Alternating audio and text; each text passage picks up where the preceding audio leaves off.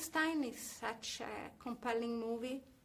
It's probably the more human version of the story, I think. I felt it very close to my heart. And your characters are a little bit the innocent soul, I think, of the movie. What do you think of Elizabeth and William? That's actually a good point. Yeah. It's really well put. Yeah. That those two innocent souls find each other, and they know that they can go along together very well, but also they have different objectives, and deep down they are still very different, and that shows during the course of the film. Yeah, yeah. But innocence is a good point. Yeah, yeah. You know, I felt as though Elizabeth was one of the most elusive characters that I've actually played.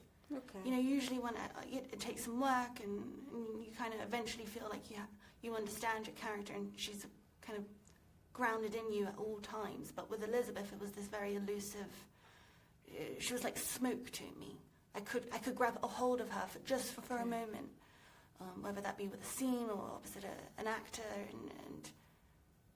and that was interesting to me and quite frustrating. But you know, it was exactly what I needed, and it really spoke to her spirit and her essence. That she's not really of this world. She's kind of like a creature in her own way, and that's one of the reasons I think she's so drawn to the creature when she meets him. But yeah, she's very quiet and like true to herself and incredibly authentic.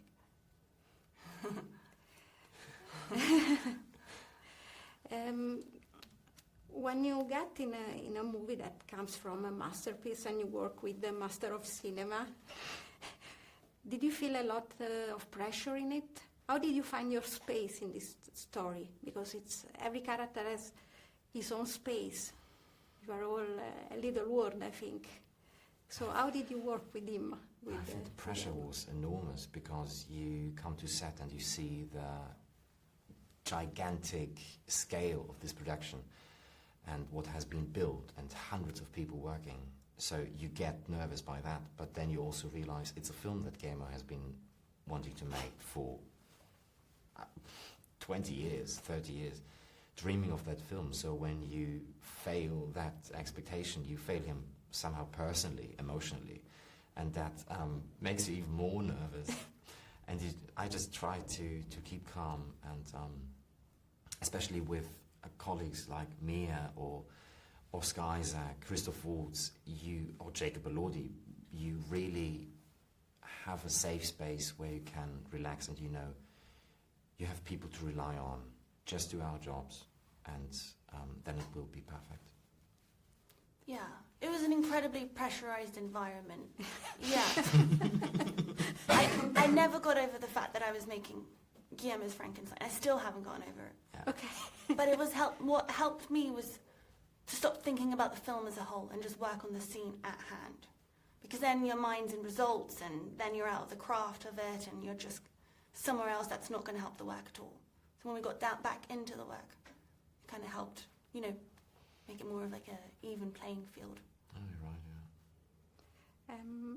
I have the sensation that we need this movie now, because at the end this movie, it's an homage to life, where in a moment where we are surrounded by death. We see so much death. Do you think there's a need, especially today, of this movie that makes us think about so many issues, about our being selfish, our forgiving what makes us human? Yeah, I think because this is a project that's been so close to Guillermo's heart, he watched I think he read the novel when he was about 12 years old, so it's been with him his whole life, and he's been thinking about how he's going to make this film for decades. So by the time he got around to making it, everything was so personalized, everything was so focused and specialized and specific, and because it is so specific, it then kind of becomes universal. Yeah. Because of that. With the specificity becomes this kind of universality, and you're able to then, like, take, a lot more from the movie.